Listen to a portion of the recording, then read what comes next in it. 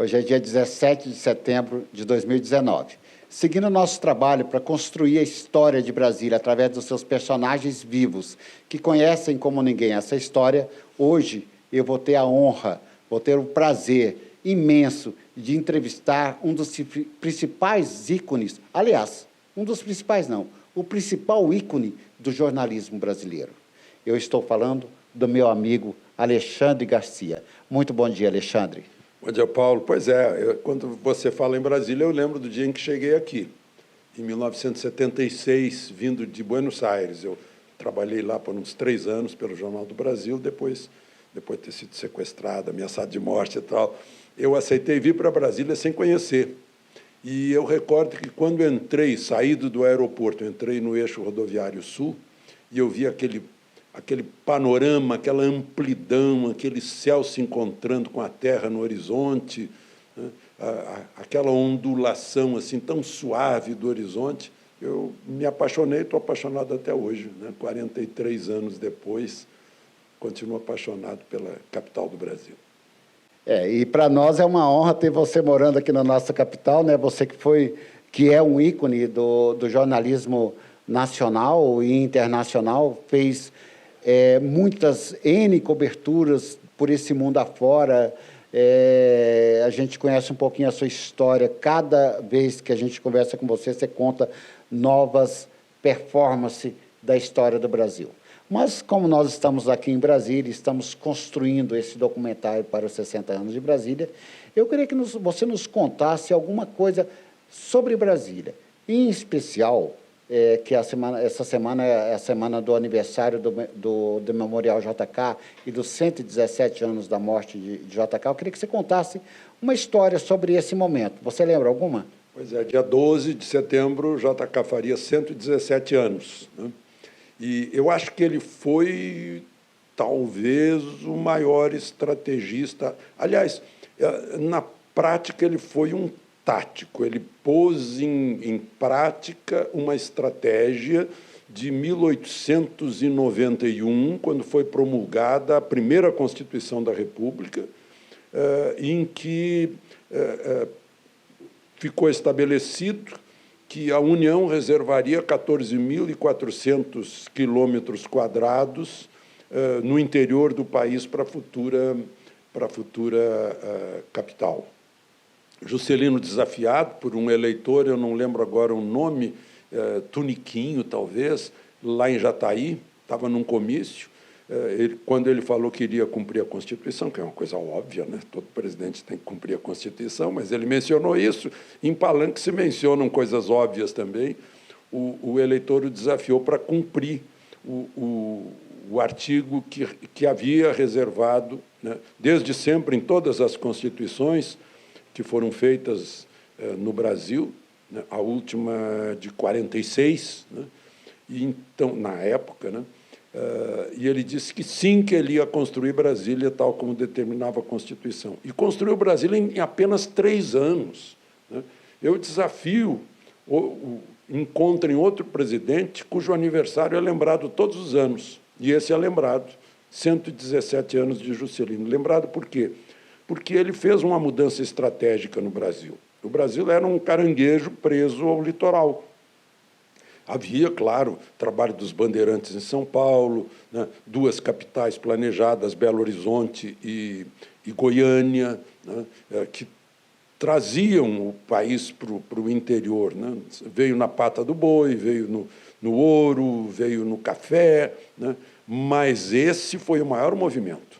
O Brasil, que é um continente, né, um tamanho de império brasileiro, digamos assim, só foi realmente conquistado a partir da construção de Brasília, né? Com a grande rodovia Belém-Brasília, por exemplo, e as outras que se seguiram no sentido leste-oeste também, né? Hoje nós temos a maior produção de alimentos exatamente no centro-oeste, que não havia na época, era um cerradão, né? Graças a Brasília, o Brasil se expandiu, os brasileiros ocuparam o seu território, e hoje a produção do Centro-Oeste garante a nossa balança comercial, num milagre de produção, graças à Embrapa, que surgiu em 77, se não me engano, e a produtividade alta, né?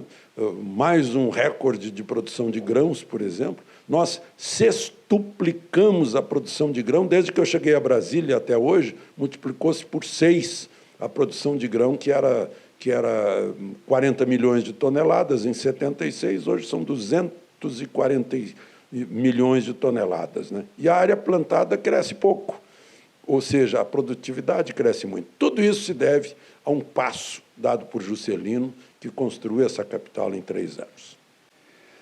Eu estou até um pouco nervoso aqui de estar aqui ao lado do ícone do jornalismo brasileiro. Nem falei da nossa canopla, que nós estamos inaugurando hoje, ó. Essa canopla para marcar a história, né? A Voz de Brasília e a Best Trade, que é a nossa empresa para quebrar na canopla. Então pronto, vamos fazer isso em breve. Nós estamos aqui no escritório do Alexandre Garcia, né? Que ele está nos recebendo aqui no escritório dele. Aqui do lado direito tem uma estante, depois nós vamos fotografar para mostrar os vários prêmios que ele já tem recebido aí da... Eu vi até que tem um microfone ali da Rede Globo, só um pouquinho, né? A parte está em casa. É claro. Mas, Alexandre, como é que foi a história da construção do Memorial JK, hein? Você parece que tem um pormenor aí que eu gostaria que você contasse. Você está ouvindo aí a história do Alexandre Garcia contar, a história de Brasília contada por Alexandre Garcia. Preste atenção, muita coisa boa vai vir por aí. Pois é, eu fui muito amigo do Silvio Caldas, esse grande cantor brasileiro, né? A porta do barraco era sem trinco e a lua, furando nossos zincos, salpicava de estrelas nosso chão, né? Chão de estrelas. A letra é do Orestes Barbosa, mas a música é do Silvio Caldas, que é o intérprete, o grande intérprete do Chão de Estrelas. Mas o Silvio ficava hospedado na minha casa, no setor Mansões do Lago Norte, e à noite pegava o violão e a gente ia gravando as conversas. E numa dessas conversas ele me disse, sabe, Dona Sara Kubitschek, né, chora muito porque ela gostaria de construir um memorial para o Juscelino, uma coisa bem discreta, pequena, fora de Brasília, mas próxima a Brasília, mas ela acha que o governo militar não deixaria. Eu disse, Silvio, por que ela acha isso?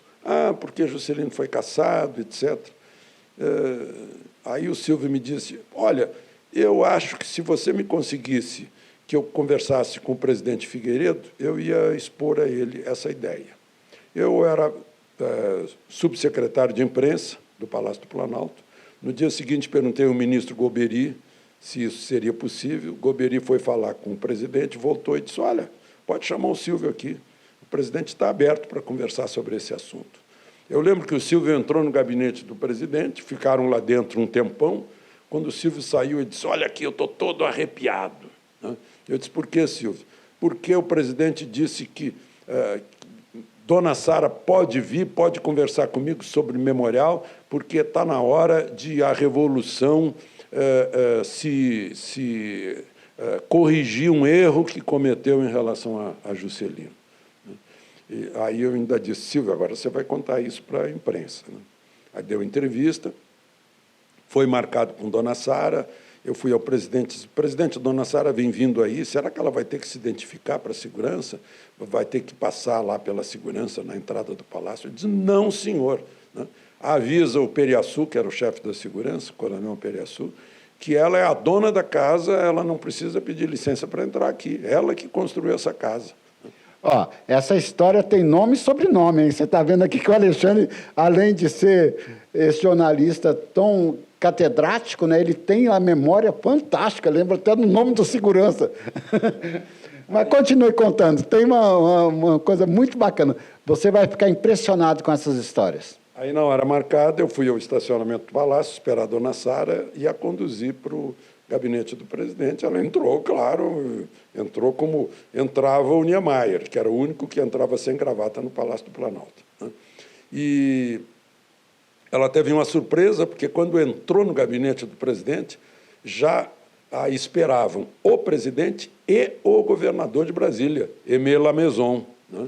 E sobre a mesa estava um mapa de Brasília, Dona Sara foi surpreendida. A La Maison disse: Dona Sara, se eu fosse a senhora, escolhia esse lugar aqui, que eu já reservei para a senhora. É o melhor espaço de Brasília, que é lá no alto, onde está o memorial hoje. Ela começou a chorar, se abraçou no Figueiredo, se abraçou no La Maison, né, no governador, e a partir dali começou a funcionar os planos do memorial, né, com a ajuda de alguns empresários, Adolfo Bloch entre eles.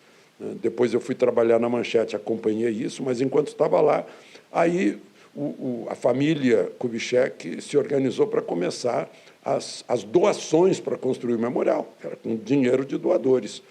Aí eu falei com o presidente: presidente, o senhor tem que ser o primeiro doador. O senhor concedeu aí, conseguiu o local para o memorial, né, o local público, o senhor tem que ser o primeiro doador. Eu lembro que a discussão foi: não pode dar demais para não constranger os que só poderiam dar menos, nem pode dar menos para não passar por mão de vaca, né? Então ele preencheu um cheque, eu não lembro de quanto, mas talvez equivalesse hoje a 3 mil ou 5 mil reais, e entregou para mim. Não, você vai entregar. Era uma solenidade em Diamantina, com seresta, na mesma escadaria onde Juscelino fazia seresta, né? E fomos lá, reuniu-se toda a família, todos os amigos de Juscelino, todos os parentes, né? Eu tenho foto disso. Foi uma noite memorável, fomos cantando até de madrugada, né? Foi feita a entrega desse cheque, e, a partir daí, o memorial está aí, virou realidade. É um dos grandes monumentos de Brasília que abriga o corpo de Juscelino, né? Mais tarde, veio a Brasília um ex-presidente da República, Jânio Quadros, que foi governador de São Paulo, prefeito de São Paulo, e eu o acompanhei ao memorial como ex-eleitor dele. Meu primeiro voto à presidência foi no Jânio, e eu lembro que ele foi lá, levou um ramo de flores para depositar no túmulo de Juscelino, e, diante do túmulo, disse: éramos muito amigos, o que não é verdade, né? Porque Juscelino contou que estava preparado para dar um soco em Jânio Quadros, quando lhe passasse a faixa de presidente no parlatório do Palácio do Planalto, se Jânio, no discurso, fizesse algum tipo de ofensa a Juscelino, né? Ele contou para os amigos que estava pronto para dar um soco. Eu imagino a cena no parlatório, o presidente recebendo a faixa do outro e desferindo um soco. Mas, enfim, são histórias aí ligadas ao memorial. Alexandre, eu estava pensando uma coisa aqui, mas aí você já concluiu essa fala. Eu queria te perguntar uma coisa, que era o seguinte: dentro dessas suas aí quase 30 anos de jornalismo... Mais de 50. Mais de 50 anos. Você teve a oportunidade de entrevistar JK alguma vez? Sim, ele quando era presidente do Banco Denasa, e eu era repórter econômico do Jornal do Brasil, eu o entrevistei. Nós falamos sobre assuntos econômicos, mas foi um grande momento que eu perdi de pegar um autógrafo dele, por exemplo, né? Mas foi uma conversa muito simpática. Ele era uma simpatia, né? O seu Nonô, né? Eu fui muito amigo de amigos dele, de parentes dele, né? Que, inclusive, eram companheiros de seresta, de Juscelino, né? Várias vezes estive jogando vôlei lá na fazendinha de Juscelino, com as meninas, como a gente chamava, né? Com a Márcia, com a Maristela, com os genros de Juscelino. Conversei muito com Dona Sara, visitava a Dona Sara no Rio, no apartamento lá, né? Enfim, as pessoas falaram tanto de Juscelino, e eu testemunho aqui que Dona Sara precisou de ajuda do governo de Brasília para viver, para sobreviver, né? Não ficou com fortunas, teve que vender a fazendinha, né? Essas coisas que as más línguas falam tanto, né? Eu sei que um outro abridor de estradas aqui, o Andreasa, por exemplo, que fez a rodovia, a Transamazônica, a ponte Rio-Niterói, no enterro dele tiveram que juntar dinheiro com os amigos para enterrá-lo, né? Então, muitas vezes fica no ar uma generalização sobre corrupção, e esse não é o caso de Juscelino, né? Pelo menos não se aproveitou do cargo, né? Mas usou muito bem o cargo, foi um estrategista. Essas histórias que nós precisamos saber, que existem homens sérios que construíram, que constrói Brasília. Eu quero aproveitar aqui, nós falamos tanto do memorial, mandar um abraço para a Ana Cristina Kubitschek, que continua lá na gestão como presidente do memorial. Também para Paulo Otávio, né, que mantém, hoje, a gente sabe que a despesa é muito alta para manter o memorial, né, mas consegue manter e consegue tocar esse nosso ícone de Brasília, que é o Memorial JK. Mas, Alexandre, você falou aqui, quando você estava folheando aqui nosso almanaque dos 50 anos, você lembrou, quando você viu a foto da Copa dos vencedores de 1970, quando estiveram aqui em Brasília, e falou que o Brasil experimentou um crescimento. O objetivo da nossa entrevista hoje aqui não é falar sobre isso, mas eu não posso perder a oportunidade de você relatar ali de 1970 que o Brasil deu um up no seu crescimento. Não custa lembrar das razões pelas quais o Brasil passou por um milagre econômico. Nós tivemos crescimento superior ao crescimento da China, né? Crescemos durante 3 anos consecutivos a média anual de 11,2%. Né? Disparou quando nós fomos tricampeões do México, na Copa do Mundo do México, aquela excelente seleção, né? Então, houve aquele ufanismo, entusiasmo, otimismo, e foi o que fez o país crescer. Porque com otimismo e entusiasmo as pessoas investem no futuro, né? E para investir no futuro tem que se investir no hoje, né? E aí se cria emprego hoje porque se aposta no futuro. E assim foi, não foi um milagre do ministro da Economia, o Delfim Neto, nem do presidente Médici, foi um milagre do povo brasileiro, dos investidores, dos empresários, dos empreendedores, que com otimismo e entusiasmo fizeram o país crescer. É bom lembrar isso hoje, porque fica todo mundo se queixando, né, puxando para baixo, com pessimismo, né, esquecendo-se de que estão atrapalhando a própria vida ou a própria empresa, se puxam para baixo. O país só cresce se houver esperança no futuro. Diz, puxa, eu vou ganhar dinheiro no ano que vem, então eu tenho que investir hoje e criar emprego hoje, né? Então, aumenta-se essa roda do capitalismo, da economia de mercado, que precisa estar sempre girando para funcionar, né? Na hora que parar pelo pessimismo, então, essa é a lição que a gente pode tirar daquele início dos anos 70, depois da Copa no México, que o otimismo e o entusiasmo fazem crescer. Presidente Bolsonaro, eu fiz questão que o Alexandre Garcia contasse essa história aqui, para que o senhor soubesse que o senhor está no caminho certo, de criar esse otimismo no Brasil, de fazer o Brasil ir para frente. E nós vamos, junto com o presidente, junto com o Onyx Lorenzoni e todo esse pessoal, esse time selecionado que está no governo, vamos fazer o Brasil voltar a crescer. Não sei se a 11%, né, porque realmente o Brasil esteve enterrado numa crise, né, mas agora estamos vendo o Brasil crescer. Pois é, isso que você disse é verdadeiro e tem a recíproca. Quem com pessimismo puxa o país para baixo vai perder. Aí todo mundo perde, como já filosofou certo dia uma presidente aqui do Brasil. Bem, não vamos entrar nesse detalhe, porque a gente não veio aqui para falar de política, nós viemos falar do Alexandre Garcia e contar essas histórias de Brasília. Alexandre, eu sei que você já respondeu essa pergunta dezenas de vezes, centenas de vezes, mas a sua saída do meio da Rede Globo, vamos falar o nome, não tem nenhum problema de falar, a sua saída da Rede Globo te deu um novo dinamismo, né? Um novo. A gente vê que parece que você é mais feliz, ou é impressão minha? A gente sempre é feliz quando é dono de si próprio, né? Eu estou trabalhando por mim, sob minha responsabilidade, e sempre o que eu faço é quando eu gosto de fazer, né? Eu acho que todo mundo tem que trabalhar naquilo que gosta, né? Porque senão vai ficar aí com distonia neurovegetativa, como era o nome que se dava lá atrás, né? Então, eu fico muito feliz quanto a isso, né? Agora, a gente está falando de Brasília, você não me perguntou, mas eu gostaria de responder à pergunta que não houve, né? Então, faça e responda. Sobre os antecedentes de Brasília. E o antecedente principal se chama José Pessoa Cavalcante de Albuquerque, irmão do João Pessoa, que deu nome à capital da Paraíba, marechal, que chegou a ser companheiro do general de Gaulle, então capitão, na Primeira Guerra Mundial. Foi um militar brasileiro que participou da Primeira Guerra Mundial em corpos franceses de blindados, né?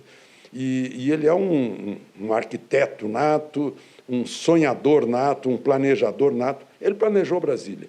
Ele veio para cá numa missão dada pelo presidente da República nos anos 40, ou no início dos anos 50, e por conta própria, ele passou. Isso, doutor Ernesto Silva me confirma também, né, me confirmou. Ele planejou Brasília, fez planos de Brasília, do lago, das ferrovias, do abastecimento de água, do abastecimento de energia, dos transportes, das vias, né? Ficou muito parecido com o que Lúcio Costa fez depois, né? Então, eu diria que ele é o João Batista, que foi o antecessor de Jesus Cristo, o João Batista de Brasília, né? E é uma pessoa que eu gostaria de lembrar aqui, desse Marechal José Pessoa Cavalcante de Albuquerque, porque realmente foi um precursor dessa modernidade que é a Brasília. Bem, vindo Alexandre Garcia, a gente tem que assinar embaixo. Eu quero ver, depois eu vou colocar aí para você ver os traços de antes e depois, para você fazer as suas próprias conclusões. Alexandre, nós te mostramos aqui os nossos projetos, você já conhece, é nosso colunista preferencial aqui do Anuário Brasileiro, e agora eu quero que você faça um artigo para nós, você que é o embaixador do turismo brasileiro, né? Eu queria que você falasse um pouquinho sobre esse título e sobre essa obra que você nos dá a honra de ter o seu artigo. Esse título foi dado pela Embratur a uma série de pessoas que têm significado nas suas diversas áreas de trabalho. Eu fui honrado com isso, e eu acho que Brasília poderia e deveria aproveitar mais o turismo histórico. Brasília tem muita história para contar, né? Está fazendo 60 anos, mas, na verdade, tem mais do que isso. A idade de Brasília é quando começou a construção, né? O primeiro traçado, aquela cruz, né? E tem muita coisa para contar. Tem para contar as histórias do Juscelino, a partir do Catetinho, né? Onde poderiam grupos teatrais encenar discursos de Juscelino, conversas com Dona Sara, pessoal cantando Peixe Vivo, né? A presença de Lúcio Costa, de Oscar Niemeyer, de artistas que vinham tocar viola para Juscelino, né? A Praça dos Três Poderes viu muita coisa, viu a renúncia de um presidente, no caso Jânio Quadros, né?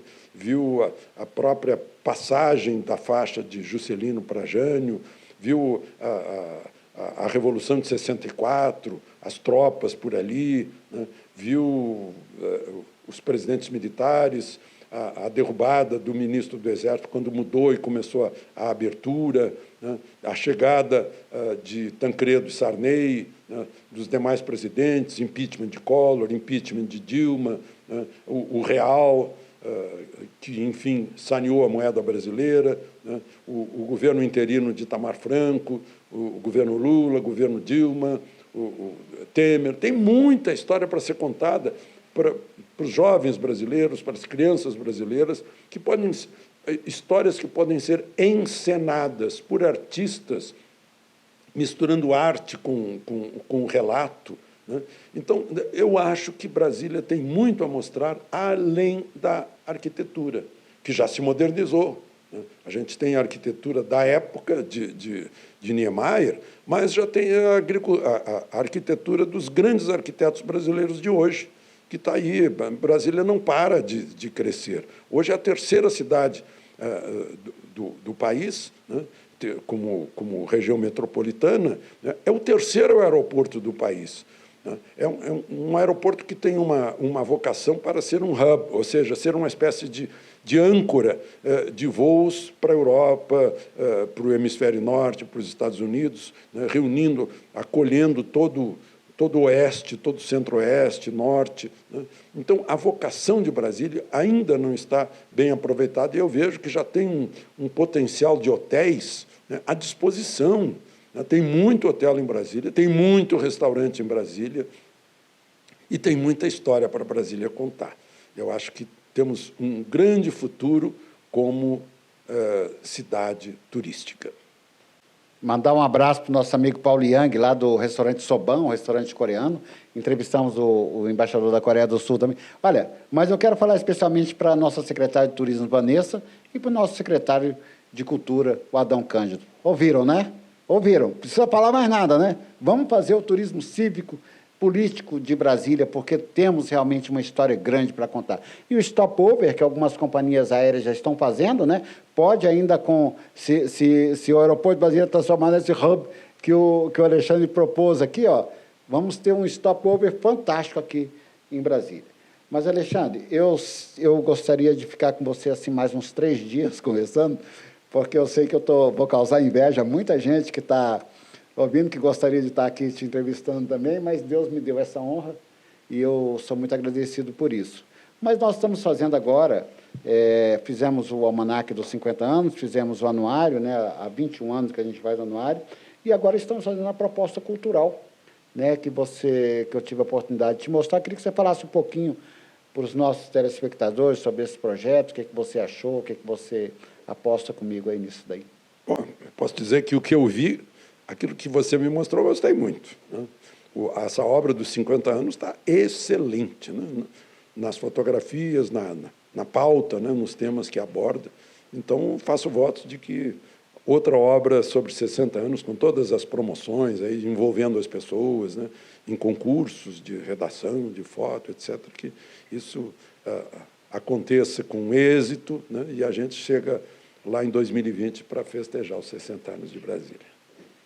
Bem, com essa palavra do Alexandre, assim, eu já podia encerrar, mas só que eu quero, antes de encerrar essa entrevista, que você agora, como embaixador do turismo, faça um convite ali, olhando para a nossa Câmara, que você fez tantos anos ali no Jornal Nacional e em todos esses veículos que você já foi âncora, que você convide as pessoas para virem a Brasília, mas eu vou fazer de uma maneira diferente. Eu vou passar o microfone para suas mãos e você vai ser agora o comunicador ali chamando as pessoas para virem para Brasília. Tá bom, olha aí. Vamos inaugurar isso aqui, né, essa canopla. E sabe que eu faço esse convite assim meio preocupado, porque eu sou meio avesso a multidões. Se vier gente demais, vai ter congestionamento, já não tem lugar para estacionar carro. Então, aproveitem Brasília dentro de sistemas de transporte coletivo, de transporte de massa, porque está uma situação quase insuportável aqui em Brasília. Nós copiamos os problemas de trânsito das grandes capitais, né? E os problemas de segurança pública também, infelizmente. Esse é um lado que não é um lado que se aplauda em Brasília, né? Mas venham respirar esse ar daqui. Está acima de 1.000 metros de altitude. Né? Olhar esse belo amanhecer e esse belo anoitecer, né? Com excelentes restaurantes, bons hotéis, né? Então, essa propaganda eu faço aqui de Brasília, só não quero que venham demais, para não causar congestionamento. Sejam bem-vindos, de qualquer forma. Nós, brasileiros, somos muito alegres e os receberemos de braços abertos. De Brasília, Alexandre Garcia. Que honra, que felicidade. Olha, eu já entrevistei muita gente, muitos embaixadores, mas me desculpe, os meus entrevistados, até o Paco Brito, nosso vice-governador, mas agora foi com chave de ouro.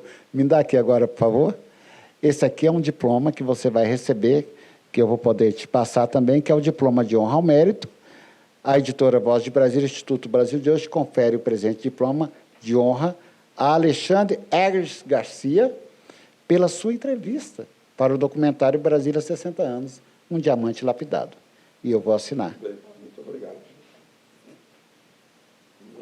recebendo um diamante. Acho que... Muito obrigado, é muita honra. Muito obrigado. Eu sou um amante de Brasília, como disse lá no início da entrevista, e isso me honra muito. E assim nós vamos encerrando aqui, já convidando o Alexandre para uma próxima entrevista, né, em breve. E nós vamos deixando aqui um abraço para você que nos assistiu. Compartilhe aqui essa entrevista do Alexandre Garcia, de Brasília, e do Paulo Fayad também aqui de Brasília, agora seguindo aqui o caminho do Alexandre. Muito obrigado. Se você gostou, né, você me acompanha todos os dias também no YouTube. Pode passar, qual que é o... YouTube Alexandre Garcia Oficial. Né? Estamos indo rumo a 1 milhão. 1 milhão de seguidores. Por falar nisso, vamos aproveitar, segura mais um pouquinho aí. O que o Alexandre Garcia faz hoje, depois que saiu da mídia... como é que fala? A mídia privada... Tradicional, né, para a espontânea, né? Pois é. Desculpa.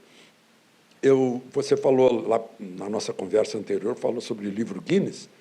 Eu até acho que eu já entro no livro Guinness falando diariamente para 311 emissoras de rádio, todos os dias. Escrevo para 26 ou 27 jornais, né? Tem 1 milhão, está chegando a 1.700.000 seguidores no Twitter, e vamos rumo aos 800.000 agora, para depois chegar a 1 milhão no YouTube, e lá no Instagram, aí, em torno de 400.000. Então, é muito trabalho, fora as palestras que eu faço por aí. E eu quero te convidar já para dentro das palestras nós vamos fazer, que você faça uma das palestras, né? Vamos escolher o tema, você tem N temas que pode fazer para que você possa estar contemplando os nossos telespectadores, os estudantes de Brasília, com as suas belas histórias. Muito bem, muito obrigado. Então, até logo, que eu tenho um almoço, eu já estou atrasado. E já convidamos o Alexandre para ir almoçar no Soban. Em brevemente estaremos aí. Um abraço a todos e até a próxima.